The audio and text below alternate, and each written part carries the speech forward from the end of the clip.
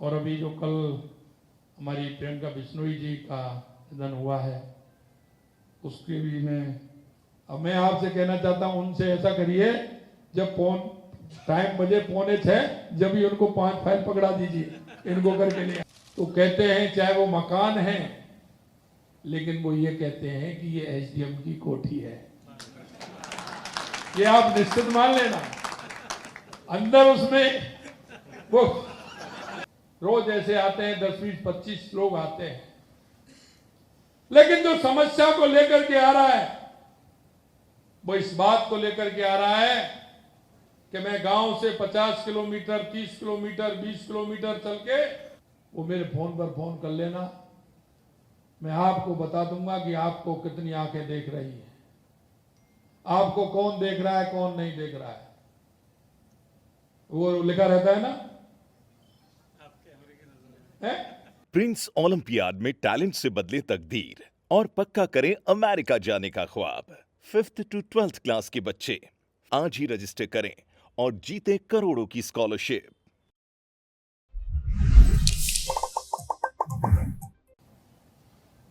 अभी आप मेरे से अध्यक्ष जी कह रहे थे कि हमारे यहां गाड़ी मकान की परेशानी होती है। मैं आपसे कहना चाहता हूं मेरे भाइयों, आपकी पहचान जहां आप रहते हो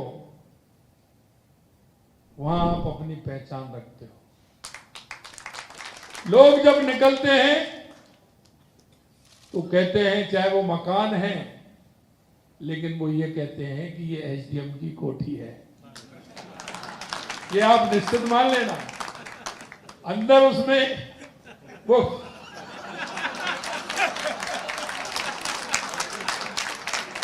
लेकिन उसकी पहचान एसडीएम की कोठी की होती है।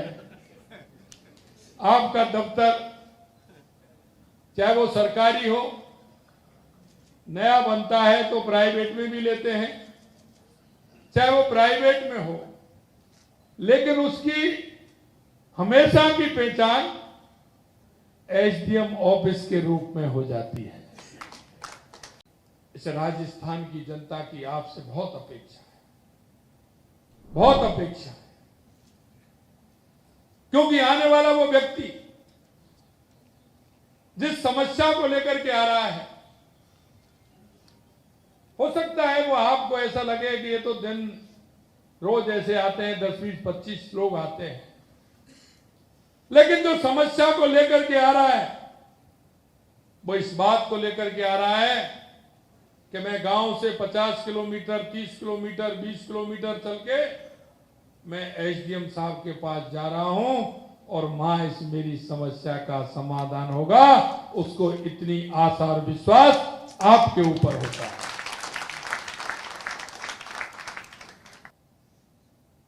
हमेशा हमें काम की स्थिति देखनी पड़ेगी कि हम बड़े काम करके, कि आप एसडीएम, एडीएम जब गांव में जाते हैं तो मेरा इतना आग्रह है कि उस गांव के केसों को अगर आप साथ में ले जाएंगे तो बहुत बड़ी समस्या का समाधान उसमें हो जाएगा। ऐसे कुछ केस हैं जिनका कोई मतलब नहीं होता है, जिनकी कोई आवश्यकता नहीं होती है, लेकिन व्यक्ति 2-2, 4-4, 5-5 साल के लिए परेशान होते हैं। अगर ये करके आप गांव में जब पहुंचेंगे और 10 मिनट आप निकाल लेंगे, ये केस आपके हैं, इनको बैठ करके करिए, तो वो समाधान हो जाता है। अगर उनको हम वहां ही बुलाते हैं तो वह समाधान नहीं हो पाता है। प्रशासनिक कार्यों में कुशलता दिखाने के साथ साथ, जैसा मैंने कहा कि हमारा मानवीय संवेदना का भी हमें ख्याल रखना होता है।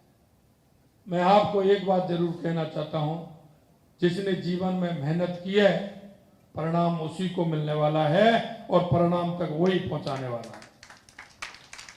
मैं आपको भरोसा दिलाता हूं कि किसी भी अधिकारी के साथ राजनीतिक आधार पर किसी भी प्रकार का भेदभाव, प्रताड़ना किसी भी प्रकार से नहीं की जाएगी।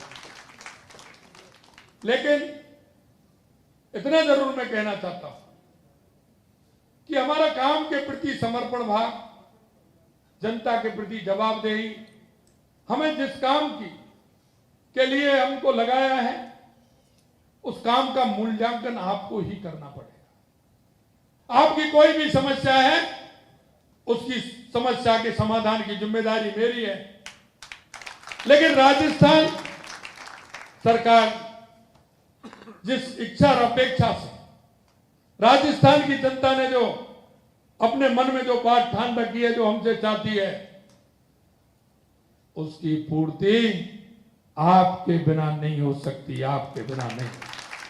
मैं आपको बता दूं, कभी जिनके मन में ये जिज्ञासा हो कि मेरे को कोई नहीं देख रहा है, वो मेरे फोन पर फोन कर लेना।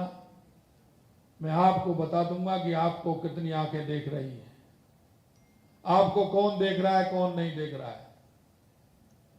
वो लिखा रहता है ना, है? क्या लिखा रहता है? आप कैमरे की नजर में है कि हमारे इस जीवन को उस सार्थकता के साथ उस मोड़ पर ले जाएं जहां हमें हमारी जिम्मेदारी के साथ ईश्वर ने हमें काम करने का मौका दिया है। ऐसा नहीं है इस राजस्थान की 8 करोड़ जनता में से आज 350, 400, 500 लोगों को मौका मिला है, और ये ऐसे ही नहीं मिला। आपकी गिनती सम्मान से होती है। जहां भी समाज के अंदर अच्छे या बुरे काम में जब जाते हो तो लोग आपको नमस्कार की ढेर लगा देते हैं, लोग आपको सम्मान के साथ देखते हैं। ये ऐसे ही नहीं मिलता है। छोटी सी गलती उस सम्मान को भी ले जाती है। आपकी इस नई कार्यकारिणी को बहुत बहुत शुभकामनाएं, बहुत बहुत बधाई। और आपका ये संगठन बहुत बढ़िया है। कई लोगों को मैं देखता हूं आप में से, ऑफिस का टाइम होता है उससे अलग निकाल करके आप शिक्षण संस्थाओं में जाते हो, शिक्षण संस्थाओं में आप पढ़ाने के लिए जाते हो, कई RAS की कोचिंग में जाते हो, तो कहीं कहीं विद्यालय में जाते हो। मैं उसके लिए भी आपको बहुत बहुत शुभकामनाएं देता हूं कि आप उसके साथ साथ एक आने वाली पीढ़ी को भी सजग करते हुए उसको आगे बढ़ाने का काम करते हैं। अंत में आप सभी को बहुत बहुत बधाई, बहुत बहुत शुभकामनाएं।